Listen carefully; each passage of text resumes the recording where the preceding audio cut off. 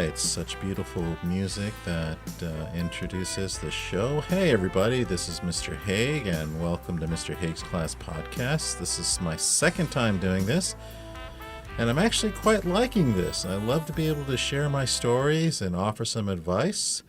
And today, we're going to be talking about a rather loaded topic, and that is career versus calling. Wow, what is the difference? Well, let's go ahead and dive right in and discuss about that. We all go into college, or actually we all go into high school, and we are often asked, well, what career do we want to have? What do we want to do for a profession? What do I want to do when I grow up? Quite frankly, think about it. We start asking that question to kids as young as 4 years old and 5 years old, and kind of laugh at the answers that they give us in a good way. I meant, hey, I want to be a doctor. I want to be a Superman. All right. And this is really good that we ask them.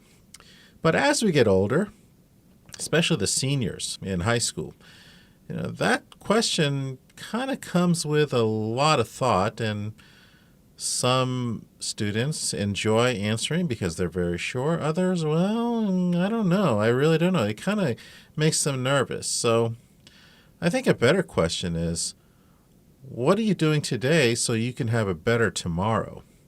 And what really turns you on? What really inspires you? What gives you a sense of purpose? How can you enlighten yourself, but at the same time serves others in a more positive way? Well, there is a difference between a career and a calling. If you find that purpose, if you find that feeling of enlightenment, and if you find you are rejoicing in your life, that you love being where you're at, and you love going to work, and you feel a oneness, a connection to what you do, you are probably in your calling. A career does not necessarily mean a purpose. It could just simply mean a source of income. It could just be something that you go into and you clock in and then you clock out, and then you don't think about it. And in fact, you may not want to think about it. I know people who have careers as doctors and earn $300,000 a year, and well, they don't like it. I know teachers who don't like their careers. I know lawyers that don't like their careers. They call it a career because it's a have to. They have to do it. They have to go to work. But there may be a disconnect to your higher purpose. And that's why calling is what I really emphasize with my students and anybody who I get a chance to talk to. And it doesn't matter what age they are. A calling feels like you are serving your purpose. And it may not be your career. It could be raising a child. You may have a calling to volunteer. Your calling may be to lead a support group. For me, teaching is a calling. I love teaching because it gives me a sense of purpose. It gives me a sense of connection with not only my students, but my colleagues as well. The feeling that I get when a young student comes up to me and said, hey, Mr. Hague, you really saved my life. You really gave me purpose. I never knew about this, and thank you so much. You have my back, and I so appreciate you. All the letters that I get, all the cards that I get, oh my God, yes, it is the greatest feeling ever. To have that sense of connection, and then to feel like a kid again. See, it's therapeutic. I didn't have a great high school life. I just kind of was there. And now that I'm back teaching high school, I have a sense of, well, kind of reliving my lost adolescence years. What a gift. And a calling is that gift. It's that connection, that purpose, that higher sense of power that you have. And a career may not be that. Now, can your career be your calling? Absolutely. Teaching is my career. I have a career in teaching, absolutely. And it's my calling. I also had a career before teaching. I had a career as a multimedia producer, websites, video, graphics. And did I have a sense of calling? Well, I think it was a really cool purpose. I don't know if it was a calling, but I really enjoyed it. I like going to work. It was nice serving the clients that I had. I enjoyed going out to networking events and meeting people, shaking hands, and winning jobs. After a while, however, it kind of got tiring. I kind of felt a little overwhelmed. I was feeling that I needed to do something else. So it started out maybe as a calling, but then it ended up as sort of like a career, sort of like a job. A career makes you have to go to work at 8 o'clock in the morning on a Monday. Okay, we get up, have our coffee, get in the car, off to work we go on a Monday. Maybe we're thinking about Friday. Maybe we're thinking about the end of the day. It doesn't make you feel like you really want to go there. You just kind of have to go there because, well, we all have bills to pay. A calling, however, makes you have to go home 5 p.m. on a Friday. That's right. It's tough to leave your office. It's tough to leave your classroom. It's tough to leave your work because you have that connection. You just kind of rather don't want to go. I mean, you have to go because obviously some of us have families. We have other obligations. We got to do that, but it's not easy. You always ask yourself at the end of the day, maybe another 5 minutes, maybe about another 10 minutes, after I finish this job. In a career, you may not want to think about it after you're done. You've left the office, you're home, and you don't want to think about anything that happened that day, and you probably don't want to think about work until the next morning. A calling, however, pretty much you don't stop thinking about it. When you aren't dealing with the family or you're not having, you're not enjoying the time with friends, and you kind of think about work. You think about what's needed to be done the next day, new ideas and new things that you want to explore upon. So a calling is a part of you. It's your higher self. It's your purpose. It's how you connect to the universe and connect to the earth with other beings, whether it's an animal or a plant or a human being. It's a connection. It's a beautiful feeling to have that. Mahatma Gandhi, Martin Luther King, Jesus Christ, Harriet Tubman, they all had a calling, and they pursued it with great determination, even if it meant their deaths. They kept going forward because their sense of their calling was so great, so powerful, that they would feel empty if they didn't do it. Their calling was bigger than them. So, my friends, I ask you, what is your calling? What makes you feel so good and so alive and so purposeful? Well, let's kind of find out what you need to know to figure out what your calling is. Again, you've always been asked, what do you want to be when you grow up? Oh, I want to be a pediatrician. I want to go in the military. I want to do this. Okay. Why? What is the reason? What does it make you feel inside when you give those answers? Is it just kind of, I'm going to be a doctor? Why? I don't know, because it's cool. Okay, well, any doctor will tell you that that profession is rewarding, but there are times where it's simply not cool. And I'm going to go ahead and go over 10 steps where you can discover your calling. And of course, there are, these are things that I kind of researched and found out about. Other people will tell you differently, but you're on my podcast, so you'll hear this from me. But I hope you take it to heart, okay? And if you find out other ways to find your calling, please share that with me. One of my greatest joys, actually, is when I learn from my students. When I learn from people who I'm trying to connect with, I learn from them, and that is what it's all about. We learn from each other. Just because I'm a teacher doesn't mean I'm closed to learning from my students. Some teachers get embarrassed by that. I don't. I take great pride. Wow, I made this kid think. I made this kid speak up. I made this kid want to show me something, and I commend the heck out of them. All right, number one. You heard of the old Bible phrase, be still and know. Instead, it should really say, be still and ask. In other words, what you're doing is you're silencing your mind. And I mean, in a way, you kind of want to be alone or take a nice walk or maybe be in quiet meditation. Or when you're doing your homework, listen to nice soft music like the Mozarts, the Beethovens. Or just sit still and have a sip or go to a coffee shop and just kind of be alone for a little bit. And ask the universe to send you messages. Look for cues. See what is brought forth to you. And when you ask, you will receive. Ask, and you will receive. Be still and ask. And then watch. What are you being drawn to? What comes your way?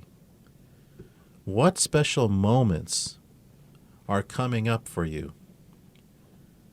Are people suddenly seeking your advice? Are people coming to you asking you to do something? Maybe they're asking you to tutor. Maybe they're saying, hey, guess what? There's this job opening at this place, and maybe you should go ahead and look into it. What's coming your way? So the first thing is be still, silence your mind, and ask.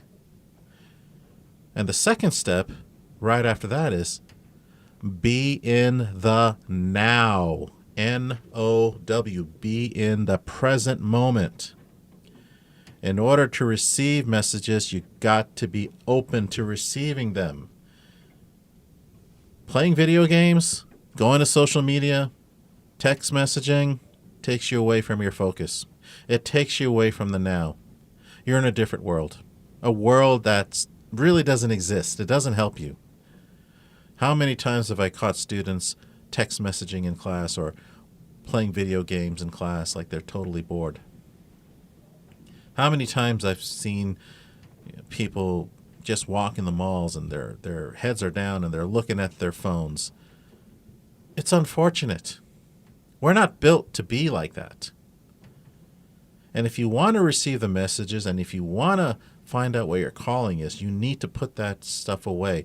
And if you have a moment to be still and be open, look around you. I think the world around you is more beautiful, more interesting than anything that you can have in your phone. Now, yeah, you might be texting your girlfriends or your boyfriends or your friends or your whoever. Yeah, it's fine, but keep it momentarily. I personally, well, it's the greatest bad invention ever is the text messaging and the phones. And I just think that it's taking students away from really contemplating what they want to do and being open to the message. You gotta not do that. Because one day, the worst thing you can ask yourself is, oh my God, 10 years have got behind me. 20 years, what happened? Where did all the time go? What did I accomplish? Number 3, hey, you're being still and asking. You're being in the now. Number 3 is trust. Trust the guidance. Listen to your inner voice. Overcome your fear of trying. Overcome your fear of asking questions. Overcome your fear of exploration. Trust your guidance. If you're being drawn to something, okay, listen to that inner voice. I remember one day I was at Mammoth and I decided I'm going to take some skiing lessons. Okay, well, there I was at the slope. And, one of the coolest things that my instructor says that when you look at something, when you point your face and you look at something, your body, your skis will automatically go that direction. I was like, wow, that's pretty cool. So as I'm skiing and I'm looking to turn right, I just look that direction, and before you know it, I'm actually headed down that direction. When I want to go the other way, okay, I turn my head and I'm going the other way. It was quite amazing, but isn't that something else? Isn't that a wonderful lesson in life? That when we look at a certain direction, we focus our attention on a certain direction, we move towards it. We don't let the obstacles, we don't let the fear overcome us. Because, as she said, once you're in survival mode, it doesn't matter what she says because you're too busy saving yourself, or when you should be realizing that every instruction that she gave me was actually, in fact, saving me. If I follow the instructions, if I listen to what she says, if I did exactly what she recommended, I'll be okay. Same thing with students. Listen to your teachers. Listen to people who are older than you. Listen to people who lived life longer than you, and you'll be okay. Okay? Remove that ego that you have. Number 4, develop a sense of self-awareness. What empowers you? What makes you feel alive? You need to watch yourself instead of watching other people on social media. Flipping through these TikTok channels and flipping through these Instagram channels. Why don't you just watch yourself? See how you are. See how you react. When you look at something, what do you see? What do you feel? When you look at a friend, or maybe you look at a person who kind of ticked you off, what do you feel? When you look at a teacher, what do you feel? I know some teachers you love, some teachers you don't love. I mean, what's your feeling? What's the chemical processes that are happening within you? When you listen to the news, what's happening within you? When you go to church, when you go to synagogue, when you go to mosque, what do you feel? You need to be self-aware. But most important, when something is brought up to you, an opportunity, are you like, eh? Or are you like, oh my God, this is really cool? Hey, would you like to help these kids learn how to play baseball? That sounds cool. Let me try that. And before you know it, you're loving it. And I've coached Little League. I totally love it. I really love it. Is it my calling? Well, maybe it is. It's part of my calling. Like I said, I'm an educator and I love that. But, or maybe how about go and pick up junk from the beaches? Your initial reaction may be like, eh, and then you do it. And then you realize, wow, I'm actually doing a lot of good for the planet. So be aware. Go to what empowers you. I'm sorry, YouTube and watching Instagram is not an empowerment. It's an addiction, maybe. Okay. People take drugs and they think that empowers them. No, it's destroying you. And this social media stuff, I mean, I use it. I'm on it. I'm on all the time, but I don't watch it for 3 hours. That's an addiction, and addictions are dangerous. So go to some place that empowers you. Be aware of your feelings. All right. Number 5, bring back that loving feeling. Bring back that energy. And I'm talking the energy when you were much younger. Most of you listening to this are about, 13, 14, up to 18, up to 21 years old. Somewhere between that age, 13 to 21. But let's go back a few years. Let's go back to 5 years old, 6 years old, 7 years old. And you pretty much built your own little house inside the house. You collected a whole bunch of boxes and you made your own little fortress. You made your own little, home, if you will. My son would take the dining room chairs and, stack all the cushions and take a blanket and make a makeshift castle for himself. And it would be all him. And then before you know it, he's in there laying down, reading a book, eating something, and with all his little stuffed animals. And that's what he does. And you can't help but to smile. Even though you kind of need to sit down yourself on the couch, you're like, you know what? He's enjoying himself.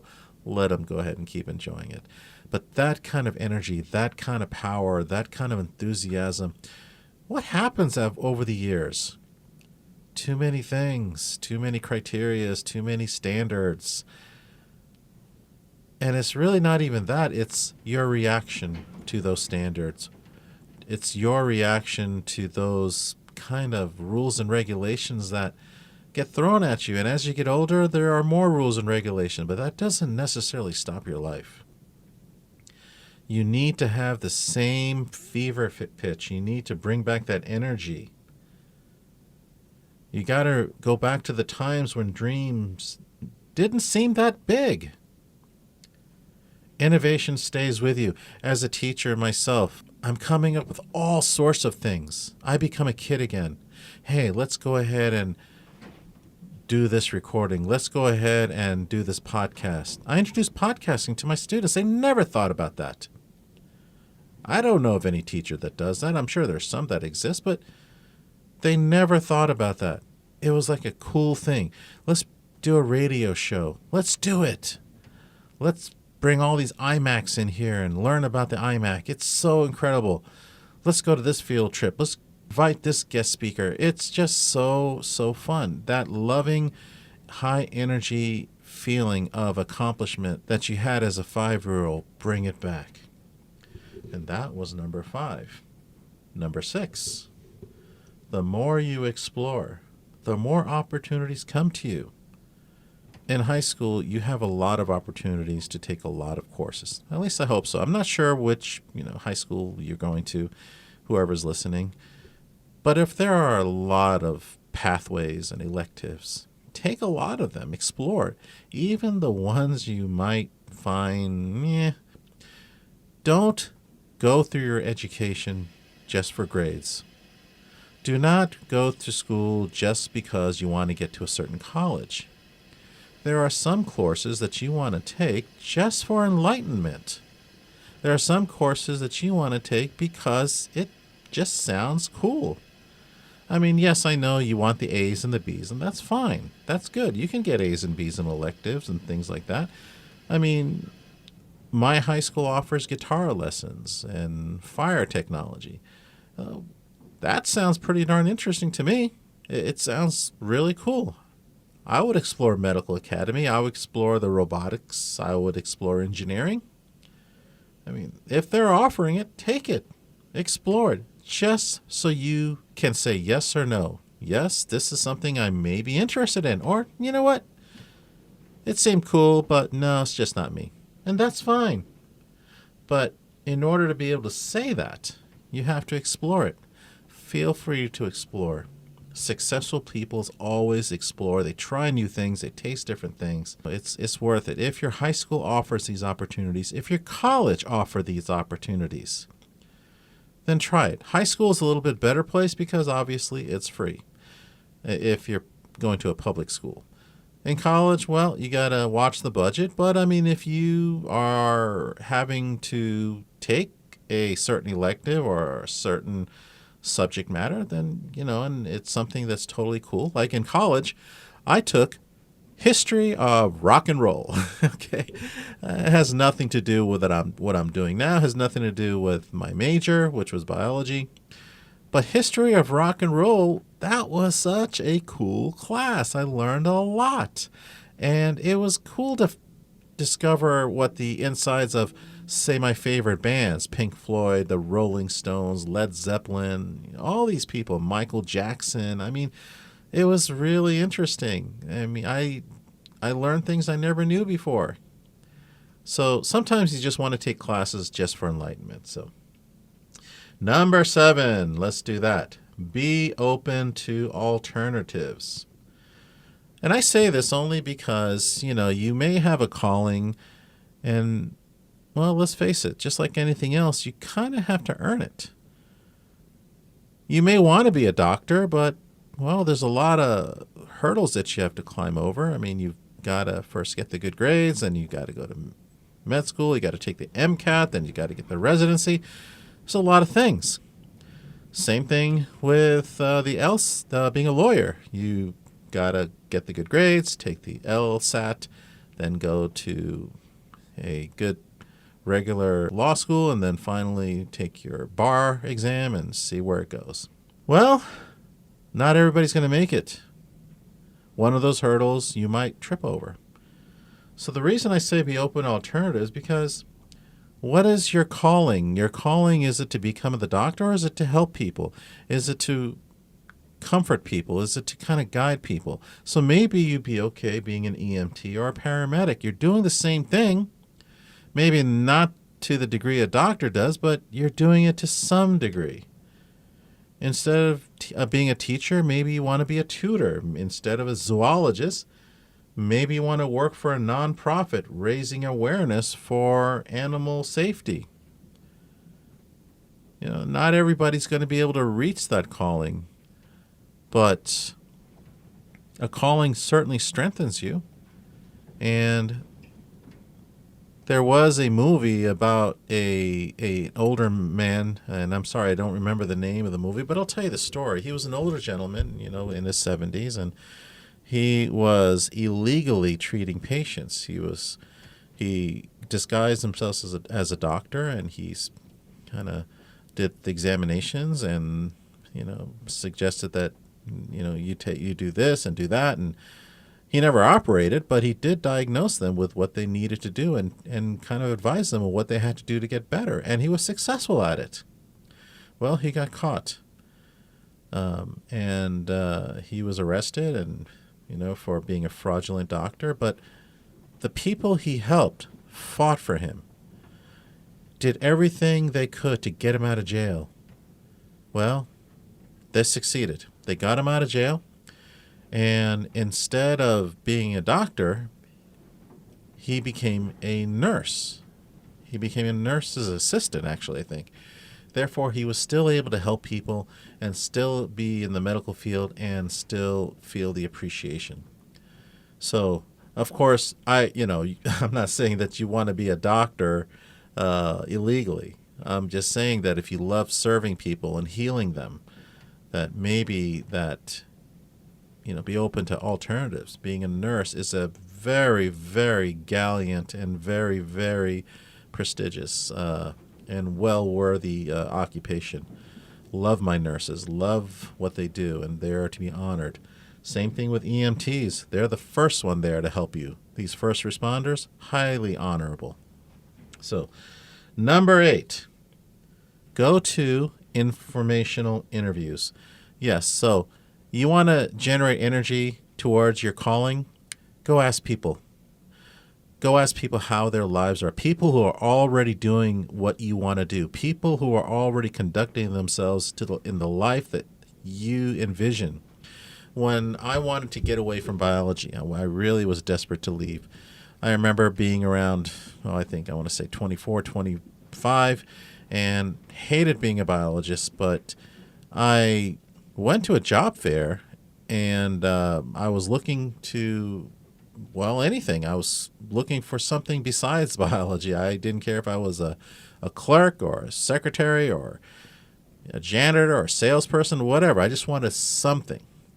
Well, at that time, I had narrowed my career choices to a few things, and one of them was a graphic artist, and the other one was maybe I should go being a lawyer. Well, I was standing in line, and behind me was a lawyer, and in front of me was a graphic artist. And I'm like, oh my God, what luck. So I asked them both questions. I asked both guys, what do they love and what do they hate about their professions? Well, the lawyer told me a mouthful of everything what he hated about his profession. And the graphic artist was giving me a mouthful of what he loved about his profession. Well, that kind of aroused my curiosity, and basically I decided that I'm going to go into graphics. And that's what I did. All right. And then number 9, be open to advice from others, but you make the final decision. In other words, be respectful. I mean, people may tell you things that you don't want to hear. Okay, like your teachers may tell you things that, your grades really stink. You're not going to be a doctor. Listen, look, I would never say that to another student. I would just simply say you need to improve on your grades. Okay, this is what they're looking for, and I certainly hope you can do it. Let me know what I can do to help you. But most importantly is don't live somebody else's dream. If you have someone telling you, you're going to be a doctor, that's it. That's all I want you to be. Or you're going to be a lawyer, or you're going to be an engineer, or you're going to do this, you're going to do that. Listen, don't fall for that. Your life, you're going to live with it. You're going to wake up with it. You're going to go to sleep with it. You make your final decision. A calling is something that is one with you. Just like you fall in love with somebody, you do whatever you can to be with that person. Same thing with a calling. Okay? Your calling is not a soulmate. Your calling is your twin flame. A twin flame. Remember that? There's a big difference. A soulmate could be anybody. It could be your dog. It could be your brother. It could be your friend. But a twin flame is a partner.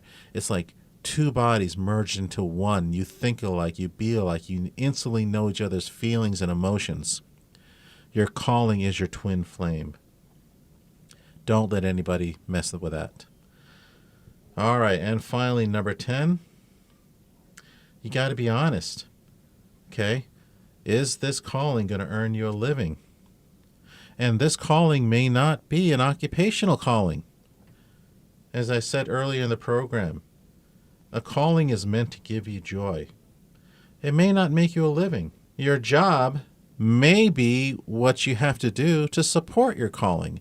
So in other words, you may have to work as a clerk or as a laboratory technician to support your calling to coach. You may have to teach in order to be a high school coach, and you want to be a coach more than anything else. You may have to be a welder to support your calling to be a nighttime singer at a nightclub, which is something that you absolutely love. Once again, remember, a calling is meant to give you joy where you connect people, and singers do that a lot. And not all singers can make a good living being a singer. They have to support themselves doing something else. But that something else may be made better because it supports the calling. What is your calling? What is your purpose? What is your goal? Send me an email, mrhaggsclass@gmail.com. I would love to hear what your calling is, and maybe I can help you find it. Who knows? With that being said, this is Mr. Hague. I wish you a safe, fun, wonderful journey to finding your calling. Be well.